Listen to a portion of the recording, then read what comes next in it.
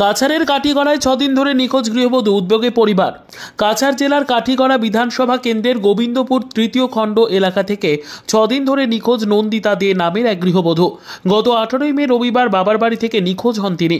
নন্দিতার মা যমুনা দে জানান, আত্মীয় স্বজনদের কাছে খোঁজ করেও কোনো তথ্য না মেলায় অবশেষে কাঠিগড়া থানায় নিখোঁজ সংক্রান্ত একটি এজাহার দায়ের করা হয়েছে। নন্দিতা নিখোঁজ হওয়ার সময় তার 5 বছরের শিশুকন্যা বাবার বাড়িতেই ছিল। এই ঘটনার পর পরিবারে চরম উৎকণ্ঠা দেখা দিয়েছে। যমুনা দে সংবাদ মাধ্যমের মাধ্যমে কাতর আবেদন জানিয়েছেন, কেউ যদি নন্দিতার সন্ধান পান তাহলে নিকটবর্তী থানায় বা পরিবারের সঙ্গে যোগাযোগ করার অনুরোধ করেছেন। যোগাযোগের নম্বর 6900449585। কাঠিগড়া পুলিশ ইতিমধ্যেই তদন্ত শুরু করেছে বলে জানা গেছে। আমার নাম যমুনা রানী দে, বাড়ি গোবিন্দপুর তৃতীয় খণ্ড।